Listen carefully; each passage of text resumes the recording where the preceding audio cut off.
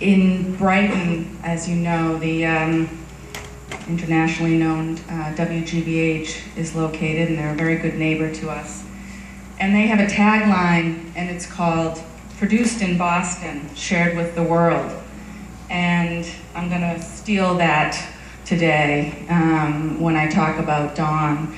And you could say raised in Brighton, shared with the world, nurtured, developed, loved in Brighton, and shared with the world. Whether it was her family living in Lower Alston, the Jackson Man school where she attended with her friends, the Jackson Man after school program that she attended, and then when her parents thought she was old enough, let her come to the West End house.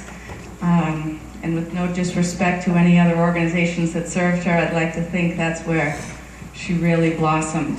And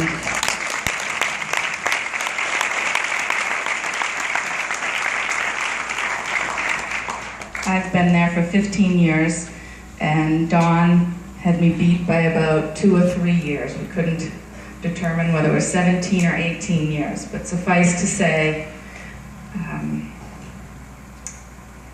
it was a long time.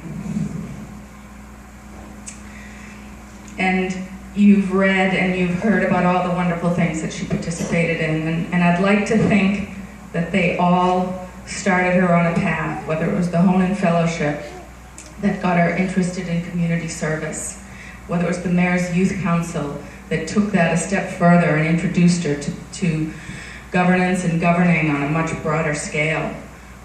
I'd like to think that that's what helped her take her leadership roles at UMass, and I'm sure with Aneem by her side.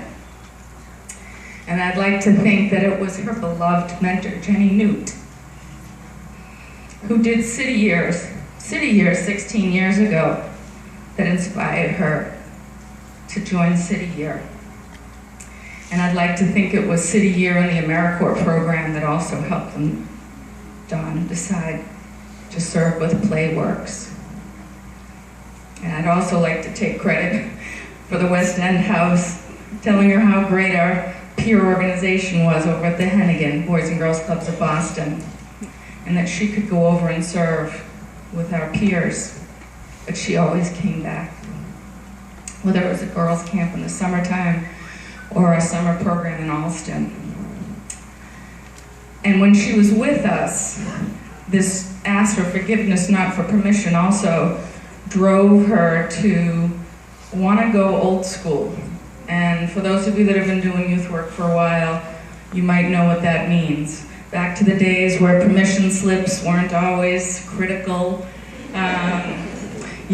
Driving in someone's personal vehicle was actually okay.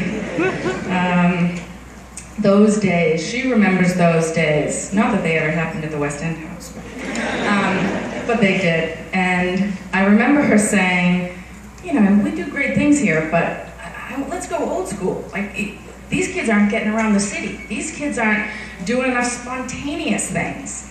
And, I had my risk management hat and I have my youth development hat. And we compromised and came up with a blanket permission slip that enabled her to, if you sign your kids up to hang out with Dawnn, you better be ready for them to go anywhere and everywhere.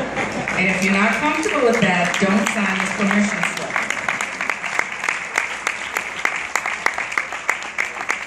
As you may have read in the Globe today, Dawnn and I had plans, and she let me know early on that she was going to take my job. She wanted my job. She wasn't going to take it. She wanted my job. And we began succession planning back in 2004. And we just spoke of that on Friday. And I reminded her that I've been here 15 years. And while I have no immediate plans to leave, I told Dawnn, I'm getting old. It's going to be time. You got to get ready. So I trust that she will guide me and help me find another successor. Moving forward,